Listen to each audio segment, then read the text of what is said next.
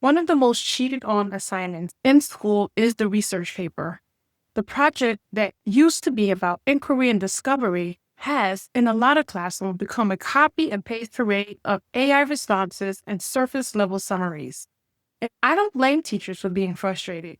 You asked for a thoughtful paper on a policy, ancient civilizations, or text impact on mental health, and instead, you get a beautifully formatted, totally generic, clearly AI written document that sounds nothing like your student. The problem isn't just that students are cheating. The deeper problem is what we've trained students to think research needs: find sources, restate them, and format them correctly. We taught them that the goal of research is just to report. But that's not research, that's information assembly. And AI can do that better, faster, and more impersonally than any student ever could. So now we have a choice. We can try to ban AI, try to go back to how things used to be, try to catch some cheating one by one, or we can redesign the research paper to make the thinking the center of the work again. We can stop measuring how well students restate what others have said and start measuring how well they can question, synthesize, reflect, and take a stance. AI can generate a paper, but it cannot generate curiosity. It cannot generate insight. It cannot choose what matters to a student and why. And that's where we start. In this episode, I'm going to show you how to reclaim the research paper by putting process, originality, and intellectual ownership back at the center, even when AI is part of the workflow. The first step is to flip the goal. Instead of write a paper on topic X, the new assignment is, what questions do you want to ask about this issue? And how will you make meaning out of the responses you find? The product is no longer just a paper. It's a curated journey of inquiry, and your rubric needs to reflect that. The second step will be to make prompting a graded skill. Ask students to submit a portfolio of 3 to 5 AI prompts they used during the research process. But don't just grade the prompt itself, grade the insight it produced and the student's reflection on it. Questions like, how did this AI response change my thinking? Or, where did this answer fall short and why? Force students to engage critically with the tool, not just use it passively. The third step is it requires curation, not just citation. Anyone can drop a source in the bibliography, but can they explain why they chose it? Can they compare it to another perspective? Can they reject the popular source because it lacks nuance? That is curation and that is discernment. That is what we need to teach.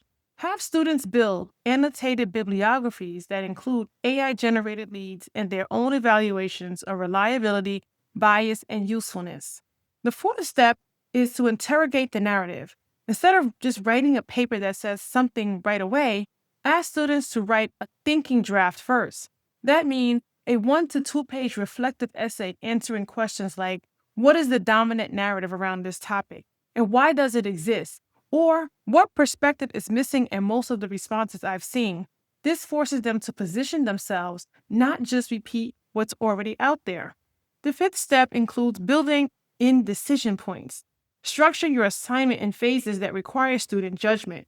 So, for example, what angle will you take and why is one question you can ask students. What quote changed your mind? What source contradicted your assumption? What's the most surprising thing you found, and how did you verify it? These are moments AI cannot fake. These are fingerprints of real thinking. The sixth step would be to not just assign a paper, but assign a defense, assign a reflection, assign a meta-analysis. After the final draft, have students respond to this. How did you use AI in this process? Where did you push back on? What parts of this are 100% your voice? You're not hunting for cheaters, you're building habits of intellectual integrity. And yes, there are still consequences if a student turns in an AI-written paper and tries to pass it off. But if we change the design of the assignment, that becomes much harder to do, and more importantly, it becomes less appealing. Because the assignment doesn't reward polish, it rewards personalization. And it doesn't reward speed, it rewards synthesis. So let's just talk a minute about a rubric. Here's what your new modern research paper rubric should include. It should include points for depth and originality of question. It should include points for critical engagement with AI responses. It should include thoughtful curation of sources, whether human or AI, and evidence of synthesis and voice in the final product, and reflection on the process and the use of AI. So now, when you get these papers, you may notice something is missing. Maybe flawless grammar, perfect citation formatting. It's not because those things don't matter, but because they are not where the thinking lives. Your role in this new model, you're not just the grader of a final product. You're the guide of a learning journey. You're helping students wrestle with what it means to know something in the age of AI. You're teaching them how to research, not just how to Google.